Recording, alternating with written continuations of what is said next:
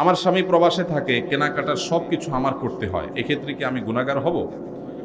কোনো বোন তার স্বামী যদি প্রবাসে থাকেন, দেশে তার বাজারঘাট করে দেওয়ার মতো কোনো মানুষ যদি না থাকে, তিনি যদি বাজারঘাট করার জন্য, কেনাকাটা করার জন্য যাওয়া লাগে, শরঈ পর্দা মেনটেন করে তিনি যেতে পারবেন, কিনতে পারবেন। তবে যদি অন্য কোনো পুরুষ লোক থাকেন আশেপাশের, যাদের দিয়ে কেনাকাটা কাজটা সারা যায়, তাহলে সেটাই করা উচিত, ওইটাই অধিকতর উত্তম। এবং আজকাল অনলাইনে অনেক জিনিসপত্র কেনাকাটা করা যায়, বিশেষ করে শহরে চাইলেই অনলাইনে কল করলে বাসায় বাসায় মাল চলে আসে। সেই পদ্ধতি অবলম্বন যাদের করার সুযোগ আছে তারা সেটা করা উচিত। একান্ত কোনো উপায় না থাকলে তিনি অবশ্যই যেতে পারবেন, কিন্তু পর্দা মেনটেন করে। অনেক সময় আমাদের বোনেরা এই সুতা দিয়া, এই অজুহাত দিয়া লাগবে লবণ 1 কেজি, বাজারের এ মাথা থেকে ওই মাথা পর্যন্ত 7 চক্কর তওয়াব দিয়ে ফেলে, আছে না নাই? এই জন্য ইন্নামাল আমালু বিন্নিয়াত। আপনার স্বামী প্রবাসে আছে, বাজারে যাওয়া জায়েজ আছে, হুজুরের কাছে মাসালা নিয়েছেন, নিয়ে এবার বাজারে বাজারে ঘুরতেছেন অহেতুক।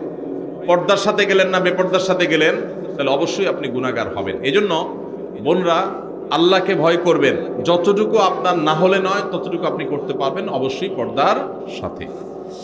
আমি পর্দা করে চলতে চাই, কিন্তু যেই পরিবার যৌথ পরিবার হওয়ার কারণে পর্দা করে চলতে পারি না, এক্ষেত্রে আমার করণীয় কি? যৌথ পরিবারে পর্দা করাটা একটু কঠিন, একটু কষ্টের, ডিফিকাল্ট। এক্ষেত্রে দরকার হয় সবার সহযোগিতা।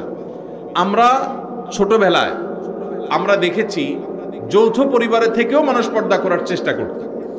একই বাড়িতে কয়েকজন মানুষ বসবাস করত, কয়েক ভাই আসতেন, সবার স্ত্রী বাসায় আছেন, একই ঘরে এক একটা কক্ষে এক একজন থাকেন। তো বাহির থেকে আসলে অনেক সময় গলা পরিষ্কার করে ঢুকতো, গলা পরিষ্কার করে প্রবেশ করত, যাতে করে মেয়েরা তারা নিরাপদে সাইড হয়ে যায়, পর্দার খেলাপ না হয়।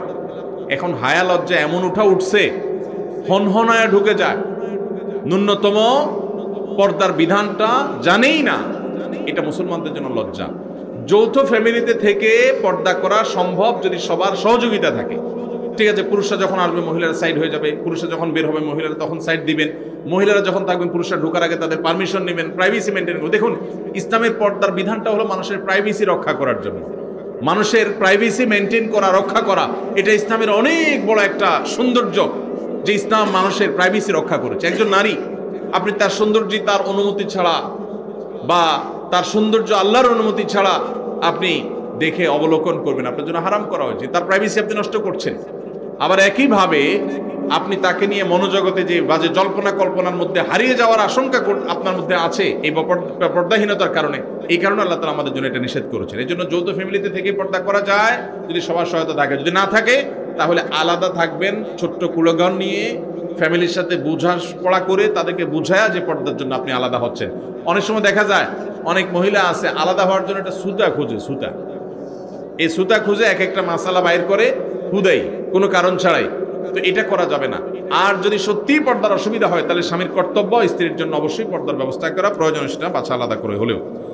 মহিলাদের পর্দা করার ক্ষেত্রে মুখ ঢাকা কতটুকু জরুরি? বিশুদ্ধ মত অনুযায়ী, নিরাপদ মত অনুযায়ী মুখমণ্ডলও পর্দার অন্তর্ভুক্ত। ঢাকবেন, মুখমণ্ডল প্রদর্শন করবেন না, প্রয়োজনে মাথা কাপড় টেনে দিবেন। আল্লাহ বলেছেন ইউদনিনা আলাইহিন্না মিন জালাবিবিহিন্না, মাথার উপরে যে কাপড় থাকে মেয়েদের পর্দার জন্য, এটাকে জিলবাব বলা হয়। আল্লাহ বলেছেন এই জালাবিব তোমরা, তারা মেয়েরা টেনে দিবে। এই যে টেনে দিতে বলছে, এটা কেন? এটাই তো মুখাবয়বকে ঢাকার জন্য। আমাদের আয়েশা রাদিয়াল্লাহু তাআলা বলেছেন হজের সময় আমি যখন নবী সাল্লাল্লাহু আলাইহি ওয়াসাল্লামের সাথে হজ করেছি, সেই বছর আমি ইহরামরত অবস্থায় মেয়েদের জন্য মুখ উন্মুক্ত রাখতাম। যখনই কোনো পুরুষ চোখের এরিয়াতে চলে আসতো তখন আমি কাপড় টেনে দিতাম। এখান থেকে বোঝা যায় তারাও মেয়েদের চেহারার পর্দা করতেন। এটাই হলো অধিকতর বিশুদ্ধ এবং অধিকতর আপনার নিরাপদ মত। এজন্য বোনরা পর্দা যখন করবেন মুখমণ্ডলও ঢাকার চেষ্টা করবেন, সেটাই হবে এই ক্লাসের পর্দা। যারা সেটা করতে পারছেন না, অন্তত শুরুটা করেছেন, অবশ্যই তাদেরকে আমরা অ্যাপ্রিসিয়েট করব।